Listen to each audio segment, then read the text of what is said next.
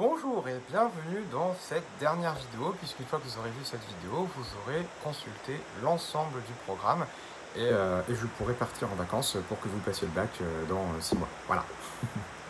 Donc pour cette dernière vidéo, on va regarder ensemble, alors déjà pourquoi lutter contre le chômage, puisque mine de rien, l'État pourrait se dire que c'est un problème purement d'ordre privé, que chacun a qu'à se débrouiller, que les entreprises ont qu'à se débrouiller, et que le ministère des Finances touche les impôts tranquillement, que ça se passe très bien.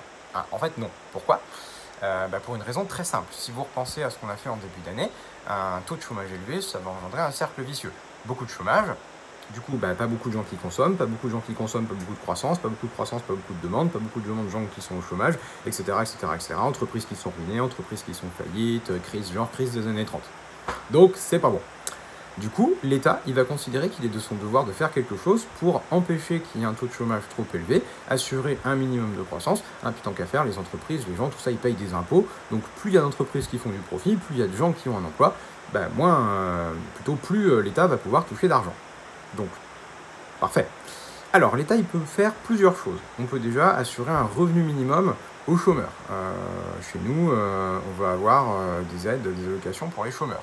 L'État, il peut proposer des formations aux chômeurs. L'État, il peut mettre en place des politiques pour aider les chômeurs à retrouver un emploi, comme Pôle emploi. Donc, l'État, il peut quand même avoir pas mal de moyens d'action.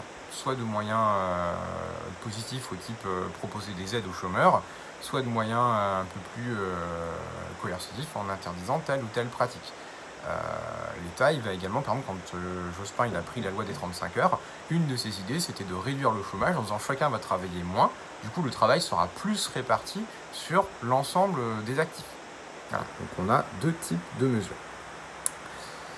Alors, concernant les causes du chômage, donc on va voir les causes du chômage et après je vous dirai un petit mot sur les causes du chômage. Donc, on a vu qu'il y a deux grandes façons de voir les choses qui sont la façon des monétaristes et la façon des keynésiens.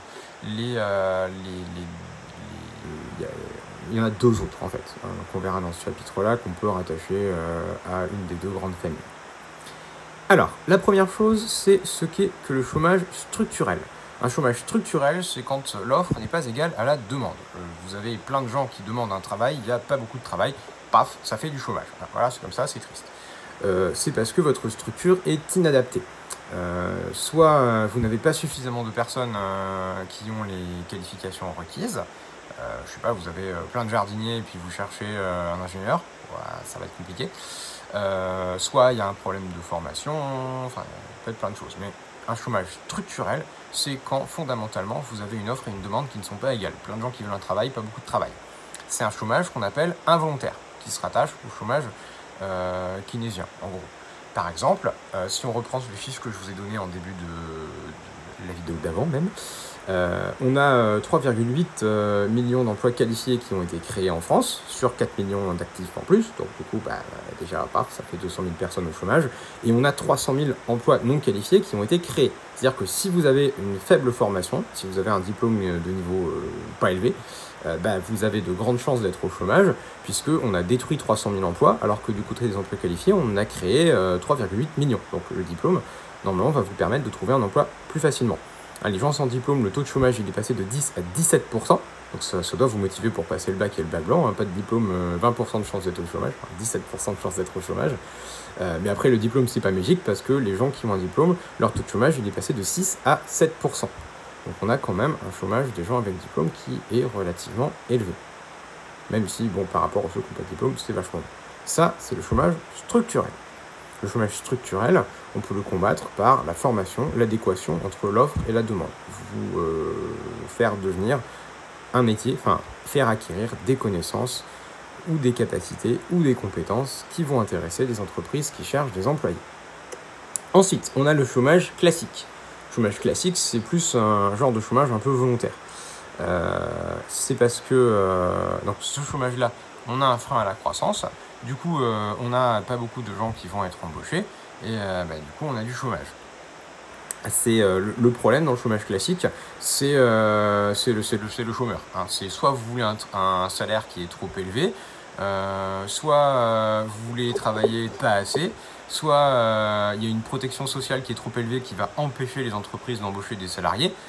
Si on a un salaire minimum, par exemple, une entreprise peut trouver que, je sais pas, passer le balai tous les soirs dans les bureaux, ça mérite pas 1300 € par mois et qu'il n'y a pas moyen. Donc, pour le chômage classique, ou qu'on a le chômage classique, le chômage provient du chômeur ou de l'État. Soit il y a des encadrements qui sont trop élevés de la part de l'État, il y a trop de lois, il y a trop de règles, et du coup ça n'incite pas les entreprises à embaucher un travailleur, soit parce qu'il va demander trop cher, soit parce que le coût des cotisations sociales est trop élevé, soit parce que la loi est trop contraignante, ou alors c'est le chômeur qui demande un salaire trop élevé, ou qui veut pas aller travailler à 50 km de chez lui, ou qui veut pas se lever le matin à 8 h du matin parce que c'est trop tôt. Enfin, dans ce cas-là, le chômage, le fait d'être au chômage, c'est de la faute de la personne chômeur. C'est lui qui n'accepte pas le travail qu'on lui propose. Ensuite, on a le chômage keynésien. Le chômage keynésien, c'est un problème entre l'investissement et la demande. Dans le chômage keynésien, vous avez pas assez d'emplois parce que vous avez une anticipation qui est mauvaise.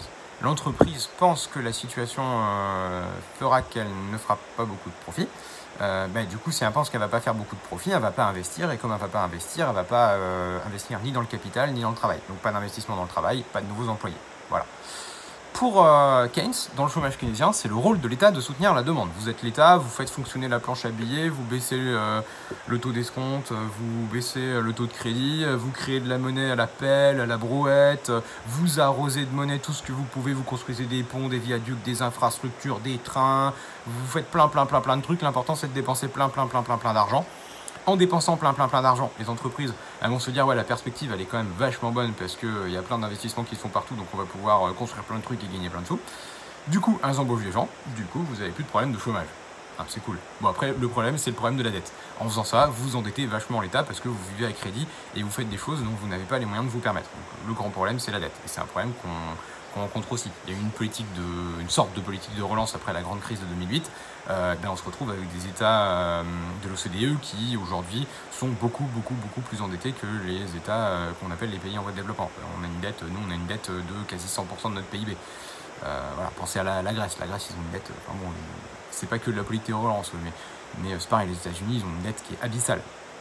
Donc, le chômage keynésien, si vous êtes au chômage, c'est parce que l'entreprise pense qu'il y a de mauvaises perspectives d'avenir, donc elle n'embauche pas. Pour Keynes, c'est le rôle de l'État, la mission de l'État d'investir massivement et de donner à l'entreprise une vision positive de l'avenir en lui permettant d'embaucher. Le problème, c'est que du coup, vous vivez à crédit et qu'il y a un moment où il faudra payer. Ensuite, on a ce qu'on appelle le chômage frictionnel. Alors, le chômage frictionnel, c'est quelque chose qui existe, mais qu'on ne peut pas supprimer. Les cas de chômage, c'est le seul type sur lequel on ne peut rien faire. C'est tout simplement le moment où vous perdez un emploi. Vous allez à Pôle emploi, vous remplissez des feuilles, déjà ça prend du temps. C'est-à-dire que vous êtes au chômage. Hein. Vous ne retrouvez pas un emploi comme ça en claquant des doigts. Vous n'avez pas une lettre de licenciement, une lettre d'embauche le même jour. Ça ne marche pas comme ça. Donc il y a un moment, vous faites des démarches, vous réfléchissez, éventuellement vous faites une formation, vous recevez plusieurs offres d'emploi, vous étudiez, quel est le meilleur salaire, quel est l'endroit le plus près de chez moi, est-ce que c'est sur le chemin de la crèche où j'amène mes enfants, enfin des trucs comme ça. Du coup, comme vous prenez du temps pour réfléchir, pour étudier les propositions qu'on vous fait, il y a un moment où vous êtes au chômage, quoi. C'est ça qu'on appelle le chômage frictionnel. On estime qu'il y a à peu près 3% de la population active qui est en chômage frictionnel, qui n'a pas d'emploi, mais qui devrait prochainement retrouver un emploi. Donc voilà, le chômage genre à taux zéro, ça n'existe pas, quoi. On a au minimum le chômage frictionnel qui est la transition entre deux emplois, mais qui de fait est un chômage parce que quand on est en transition entre deux emplois, on ne travaille pas. Donc voilà, on a 4 types de chômage, le chômage frictionnel, le chômage keynésien, le chômage classique et le chômage structurel.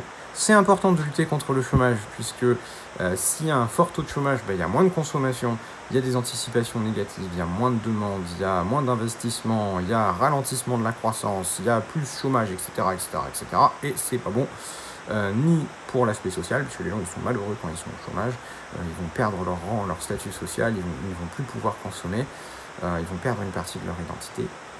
Et c'est mauvais pour l'État, puisque l'État il a moins de recettes fiscales, et c'est mauvais pour les entreprises, puisqu'elles risquent de faire faillite ou d'être rachetées par d'autres entreprises. Donc le chômage, c'est pas bien. Voilà, j'espère que cette vidéo vous a plu.